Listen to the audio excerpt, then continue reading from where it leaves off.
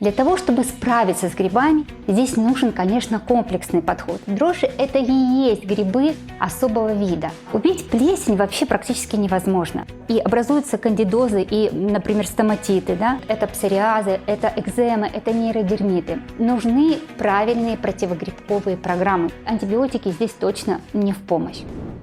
Ну что, друзья, всем добрый день. Сегодня речь опять пойдет о грибах.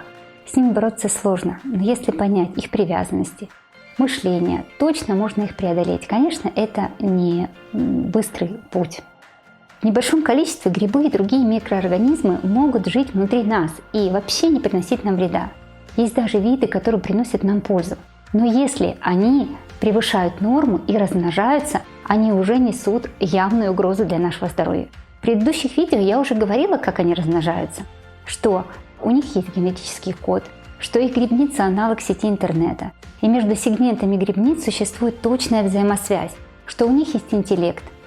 Кто не смотрел мои предыдущие видео, обязательно посмотрите, чтобы понимать глобальность и масштаб завоевания пространства этими самыми созданиями под названием грибы.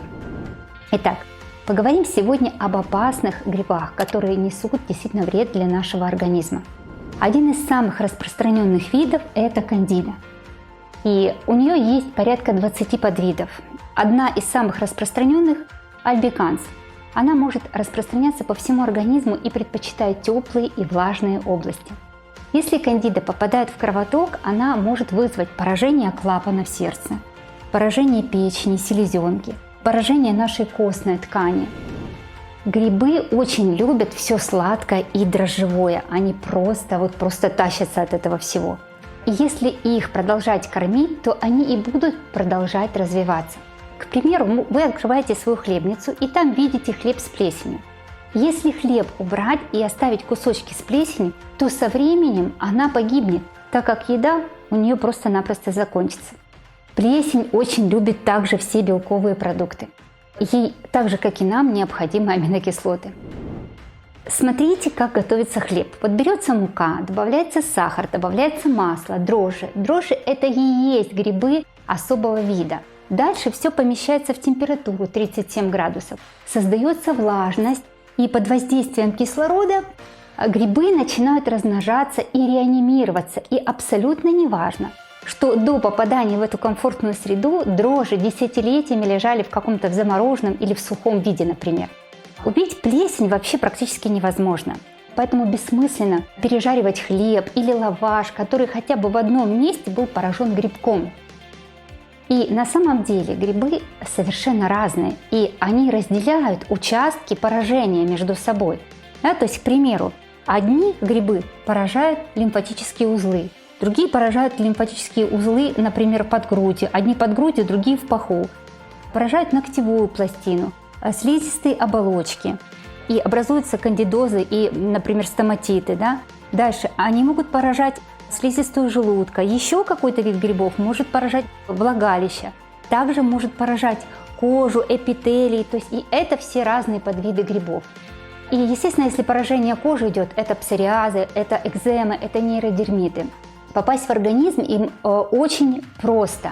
Они могут попадать с продуктами испорченными, через зараженные инструменты, например, в стоматологии или когда вы делаете маникюр, через пораженную кожу, например, да. И опять-таки, если вы идете в баню и у вас есть какие-то микротрещинки, и есть, конечно, там грибы, да, то есть есть вот эта вот как бы зараженность, да, воздуха, конечно, можно этот грибок к вам очень быстро вцепится. Если кожа целая, то ничего страшного не произойдет. Хорошая новость в том, что у нас есть внутри отличная защита. Это наш желудочный сок, природная защита. И очень важно, чтобы он был в хорошей концентрации. Поэтому он может подавить плесень, которая только попадает к вам с едой.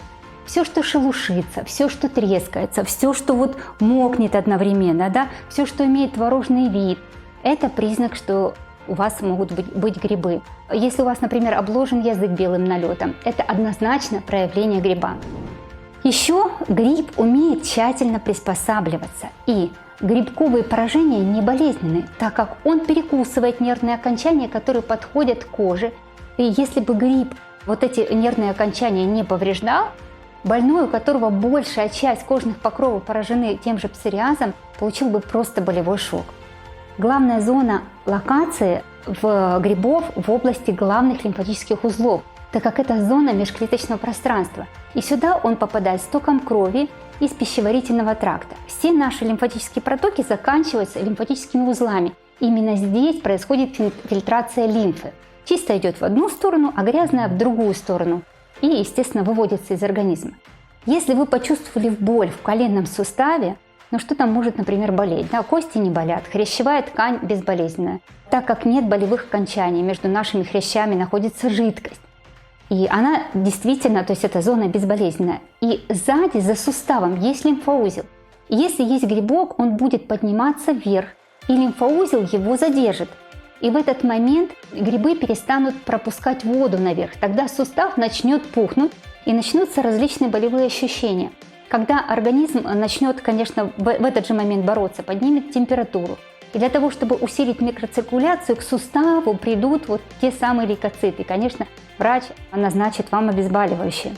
Очень важно при этом разобраться, что вызвало непосредственно воспаление в суставе – грибы или бактерии. А если при этом ваши ногти на ногах поражены грибом, то в суставе по умолчанию, конечно же, грибы. И антибиотики здесь точно не в помощь.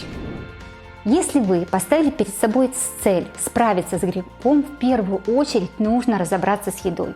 Если вы даете своим грибам макароны на завтрак, дрожжевой хлеб на обед, картошку на ужин, все будет только усиливаться и усугубляться, и решения не будет, то есть все будет только идти к умножению, то есть и не в вашу пользу. Часто люди в поисках решений начинают принимать различные лекарства и вызывают реакцию тех же грибов. Это очень малоэффективно, ведь иммунитет уже ослаблен. А если вы начнете действовать резко и пытаться избавиться от кандиды быстрым путем, ваше самочувствие начнет очень сильно ухудшаться. Проблема, когда вы прибегаете к приему антибиотиков, то есть и не понимаете, что у вас есть грибы. А ведь антибиотики убивают бактерии, они вообще не работают на кандиду или на какие-то другие виды плесени. Убивая бактерии, антибиотики мало того, что они ослабляют нашу защиту, и создают отличную почву для резкого развития дрожжей, грибов, плесени, так как сильно нарушается вся иммунная защита.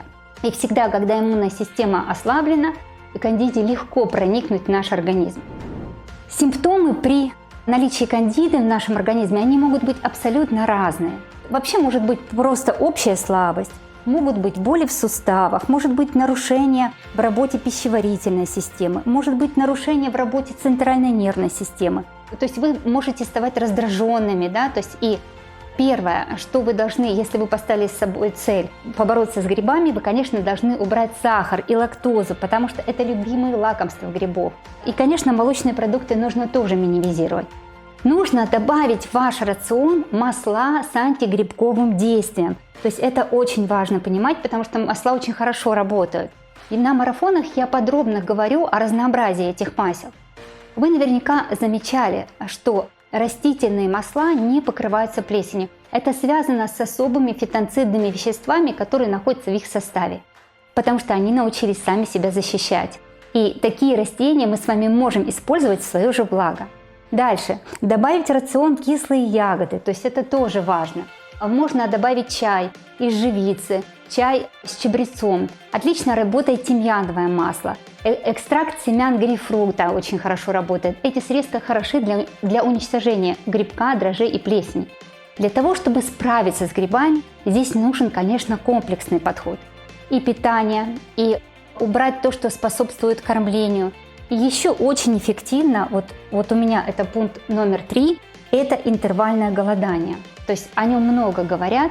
Интервальное голодание включает механизм аутофагии. Это когда наши клетки организма перерабатывают поврежденные части клеток. И еще организм разделяет и разбивает бактерии на патогенные, на бактерии, на дрожжи, на плесень, на грибок, на вирусы, на кандиду. И с помощью этого процесса все эти товарищи выбираются из ткани. И это очень хорошее решение избавиться от микробов в клетках через такое устройство, как лизосома.